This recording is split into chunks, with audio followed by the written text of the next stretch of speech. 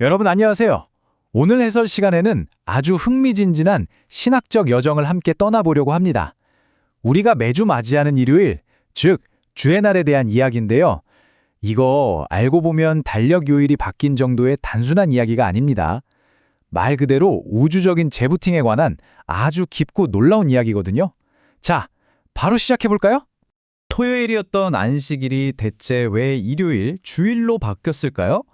아마 많은 분들이 그저 초기 교회가 모이기 편해서 혹은 행정적인 달력 업데이트 정도로 생각하셨을 수도 있어요.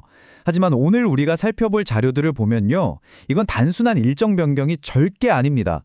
인류 역사를 완전히 뒤바꿔버린 구속사적 전환점이자 그야말로 우주적 재부팅이었죠.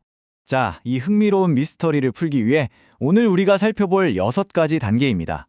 1번, 안식 후 첫날의 비밀부터 시작해서 제8일과 새 창조, 구약 안식일의 성취, 성령 강림, 청교도의 주일 성수, 그리고 마지막 율법을 넘어 은혜로 나아가는 과정까지 이 흐름을 쭉 한번 따라가 보겠습니다.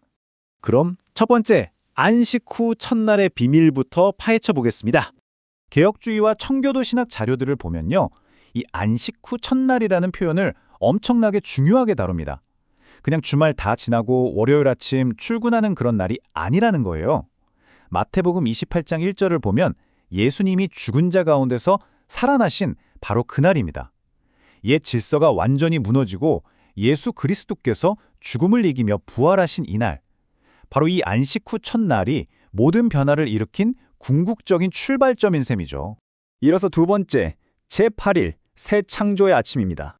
청교도 신학자들은 이날을 설명할 때 진짜 기가 막힌 개념을 하나 가져옵니다. 타임라인을 한번 보실까요? 하나님이 1일부터 6일까지 세상을 창조하시고 7일째에 처음 안식하셨잖아요. 그런데 그들은 예수님이 부활하신 날을 제8일이라고 불렀습니다. 죄 때문에 망가진 세상을 완전히 새롭게 복구하는 일종의 인류를 위한 거대한 소프트웨어 업데이트가 시작된 새로운 창조의 첫째 날로 본 거죠. 완전히 새로운 시각 아닌가요? 그러니까 첫 안식일인 토요일이 원래 창조가 완성된 걸 기념하는 날이었다면요. 이 제8일, 즉 새 창조의 날은 죄와 죽음의 권세를 완전히 산산조각 내버린 구속의 위대한 승리를 선포하는 날인 겁니다. 세상이 처음 만들어진 걸 축하하는 것과 죽음 그 자체를 짓밟고 승리한 걸 축하하는 것, 이 두 가지 사이에는 정말 어마어마한 차이가 있는 거죠. 세 번째 주제, 구약 안식일의 진정한 성취로 넘어가 보겠습니다. 이쯤 되면 그럼 율법은 그냥 폐기된 건가? 하실 수 있는데 그게 아닙니다. 안식일의 주인이신 예수님이 구약 율법의 요구를 온전히 성취하셨다는 뜻이거든요. 왼쪽을 보시면 구약의 안식일, 즉 토요일이 있죠. 이건 율법이고 장차 올 것의 그림자였습니다. 그런데 오른쪽을 보세요. 신약의 주의 날, 즉 주일은 은혜이자 실체입니다. 그리스도께서 새 언약의 안에서 우리의 진짜 안식을 완성하셨다는 걸 보여주는 완벽한 대비인 거죠. 그림자에서 실체로 확실하게 넘어온 겁니다. 바로 이런 이유 때문에 초기 교회와 사도들은 모이는 날을 주저없이 바꾼 겁니다. 사도행전이나 고린도전서 기록을 보면 그들은 예수님의 부활을 기념하기 위해 안식 후 첫날에 딱 모여서 떡을 떼고 헌금을 하고 예배를 드렸습니다. 사도들의 권위를 바탕으로 안식의 중심축이 율법의 날에서 부활의 날로 아주 자연스럽고 완전하게 이동하게 된 겁니다. 네 번째, 성령 강림과 교회의 출범입니다. 그런데 여러분, 안식 후 첫날이 중요한 이유가 부활 딱 하나만이 아닙니다. 성경에 나오는 또 다른 어마어마한 사건이 기적처럼 바로 이 첫날과 정확히 겹친다는 사실 아셨나요? 바로 오순절 성령 강림 사건입니다. 구약의 맥추절, 즉 오순절이 안식일 바로 다음 날이었던 것처럼 성령이 내려오시고 신약교회가 공식적으로 출범한 날도 바로 이 안식 후 첫날이었습니다. 이날 거대한 영적 추수가 시작됐고 폭발적인 복음 전파의 기점이 됐죠. 구약의 절기와 신약의 성취가 이렇게 기가 막힌 타이밍으로 맞물린다는 게 정말 놀랍지 않습니까? 다섯 번째, 청교도의 기쁜 주일 성수입니다. 자, 그럼 이런 엄청난 신학적 의미들을 청교도들은 자신들의 일상 속에서 어떻게 실천했을까요? 자료에 따르면 아주 진지했습니다. 그들은 육체적인 노동이나 세속적인 비즈니스를 엄격하게 딱 멈췄고요. 세상적인 오락도 중단했습니다. 대신 그 시간을 오롯이 영혼의 유익을 위해 썼죠.